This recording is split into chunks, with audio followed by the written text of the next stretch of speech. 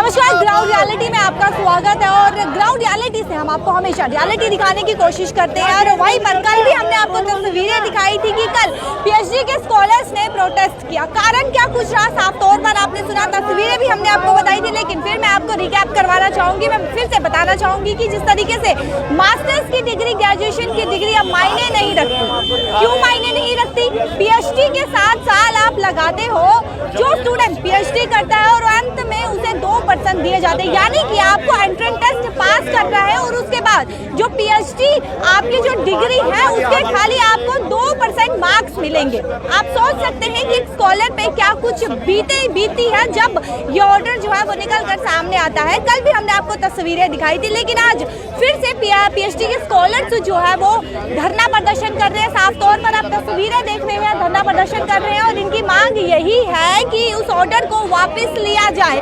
लेकिन अभी तक कुछ भी ऐसा नहीं हुआ है। कोई भी इन्हीं से बातचीत करेंगे। हमारा कोई फ्यूचर रहेगा ना इनका, हमारा क्या फायदा? घर वालों ने हमें इतना पाल पूल के यहाँ तक पहुँचाया हुआ है, तो अगर हमें आगे जॉब ही नहीं मिलेगी तो जो उन्होंने हमारे लिए किया है हम उनको वापस कैसे दे पाएंगे? यही जो प्रशासन है हमारी, हमें वही डिमांड के आगे रखी हुई है, ये सब नहीं होना चाहिए।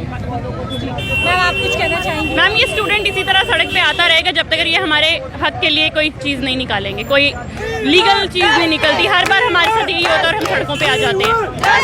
टीचर, एक स्टूडेंट 35 साल की उम्र में जाके 40 साल की उम्र में जाकर अगर नौकरी ले रहा है तो उसने नौकरी क्या करनी है? 10 साल खाली। तो यही चल रहा है अभी JKPSI का। देखो वहाँ पे भी इन्होंने कितना घोटाला किया है।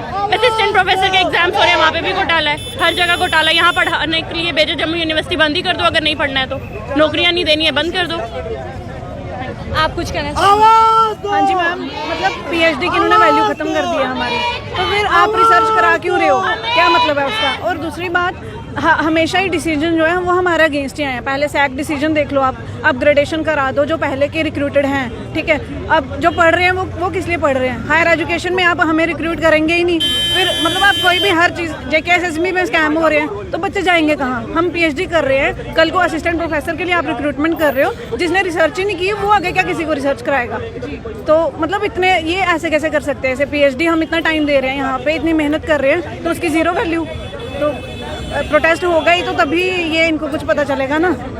क्या लगता है मैम आपको कि ऑर्डर जो है वापस लिया जाएगा? क्या LG मनोज सिन्हा आपकी बात सुनेंगे? हाँ, उनको सुननी चाहिए, क्योंकि हमारे 5 साल की पूरी मेहनत वेस्ट जाएगी कि हम क्यों कर रहे हैं यहाँ पे पीएचडी, जब आपको उसने हमारी इतनी सालों की मेहनत आप एक 10 नंबर में एकेडमिक्स में ख़त्म कर रहे हो। तो हमारी बात उनको ज़रूर सुननी चाहिए, ये हमारे हक की बात है। LG मनोज सिन्हा से कुछ कहना चाहेंगी? हम सर से यही कहना चाहेंगे कि वो एक बार देखें, सो एक एकेडमिक्स के बंदे को इन्वॉल्व करें टीम में, वो डिसाइड करें कि क्या होना चाहिए। आप एक ग्रेजुएट जो KS हो रहे हैं वो उनकी बेसिक क्वालिफिकेशन सिर्फ ग्रेजुएशन होती है, वो एक ग्रेजुएट बंदा हमारे कैसे हमारे डिसीजन ले सकता है हमारे लिए? तो वो इनको फिर से कमेटी रिक्रूट करके देखना चाहिए। 50-50 हो, हम पेपर के अगेंस्ट नहीं है, लेकिन कम से कम हमारी क्वालिफिकेशन को कुछ तो मान्यता दी जाए। तो साफ तौर पर तस्वीरें देख सकते हैं कि इन्हें ले जाया जा रहा है, पुलिस जो है जबरदस्ती जो है वो ले जा रही है। आप साफ तौर पर तस्वीरें देख सकते हैं।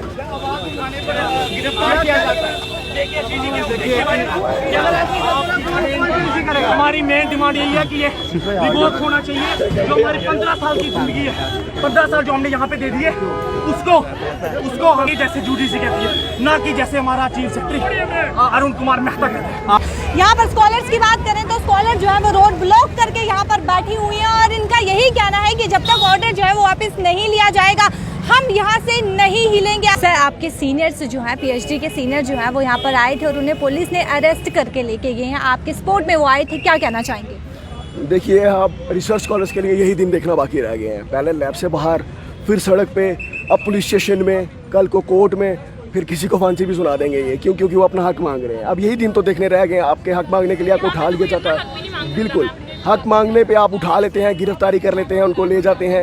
यही कुछ है। ये इसको आप देख सकते हैं कि तानाशाही किस प्रकार है। ज़बरदस्ती एक रातों रात आप बैठ के 2-4 अनपढ़ लोग बैठते हैं, एक रूल बनाते हैं, वो इम्प्लीमेंट थोप देते हैं। वो हमारे पे, मैं ये बोलूँगा, वो हमारे पे थोपते हैं। क्या हमारे प्रोफेसर्स को, ये वाइस चांसलर्स को इनसे मतलब ताल्लुक़ करना, इनसे पूछना नहीं बनता था? क्या इनके रिलेटेड मैटर नहीं था? ये जो इतने बच्चों को रिसर्च करा रहे हैं, क्या इनसे नहीं इनका पूछना बनता था कि हम ये स्टेप ले रहे हैं, हमें लेना चाहिए या नहीं लेना चाहिए? इन्होंने रातों रात एक यूनिवर्सिटी की वैल्यू को ख़त्म कर दिया। यूनिवर्सिटी की जो एक रैंकिंग है वो होती है रिसर्च के बेसिस पे कि कौन कितनी रिसर्च कर रहा है। अब देखिए, 2 साल जब कोरोना आया, सारे लोग जब घरों में बंद हुए, तब ये रिसर्चर्स के पीछे भाग रहे थे कि रिसर्चर्स आएँ और वो कोई दवाई बनाए, तब इन लोगों को नहीं दिखा कि रिसर्च खत्म होनी चाहिए। रिसर्चर्स आए, उन्होंने मेडिसिन बनाई, वो इंजेक्शन लगे तो ये लोग आज बाहर निकले, ये सड़कों पे आए या बाहर चले, सारा शहर पूरी दुनिया खुली। ये रिसर्च ही खत्म करना चाहते हैं। ये इतने ऊपर हो चुके हैं, इनको इतना मतलब इतना खुद पे ही हो गया है। ये अंडर ग्रेजुएट वाले जो ऊपर बैठे हैं ये बताएंगे कि कैसे करना है, क्या करना है। कल को ऐसी कोई और जरूरत किसी और फील्ड में पड़ जाती है, कहाँ से रिसर्च लाएंगे आप, कौन से रिसर्चर लाएंगे? ऐसा है कि जब तक ये ऐसे तानाशाही करेंगे, ये हमारे पे ऐसे रूल्स थोपेंगे, हम नहीं रुकेंगे। अब हम और नहीं रुकेंगे। ऑलरेडी स्टेट में अब देखिए क्या चलता है। सुबह भी आपने न्यूज़ सुनी होगी, वो 4 करोड़ की हो मर्सिडीज की दांडली हेरा फेरी, मतलब 4 करोड़ का स्कैम सामने आता है। ये स्कैम्स का शहर बन चुका है, ये स्कैम्स कर रहे हैं। अब ये तानाशाही और हम चलने नहीं देंगे। जब तक ये इसको डेफर नहीं करते, इस फैसले को चेंज नहीं करते, हम यहाँ से नहीं उठेंगे। कल भी आपने धरना प्रदर्शन किया था, तो उस प्रदर्शन करने के बाद कोई नतीजा सामने आया था? देखिए, हम डिपकॉम साहब के पास गए थे। उन्होंने डिपकॉम साहब ने जैसे ही सुना पीएचडी रिसर्च स्कॉलर्स, तो शायद उनको मसले का पता था। ये मिली भगत जो चल रही है, उन्होंने एंटरटेन नहीं किया। कहा मैं जल्दी में मैं कहीं जा रहा हूँ। अब मेरे ऑफिस में एक मेमोरेंडम, सर हम रिसर्च स्कॉलर्स हैं, हम पीएचडी कर रहे हैं, आपसे शायद आपसे 2 डिग्री ज़्यादा ही होगी हमारे पास। आप अगर हमें ऐसे ट्रीट कर रहे हैं तो आप बाकी आम जनता को कैसे करते होंगे, हम ये देख सकते हैं। कि ऑफिस में दो और चले जाओ, कोई पॉजिटिव रिस्पांस नहीं है। अगर पॉजिटिव रिस्पांस आता तो हमें शौक नहीं था यहाँ धूप में आके तपती सड़कों में बैठने का या बाहर आने का, हम अपने लैब में बैठ के काम करते।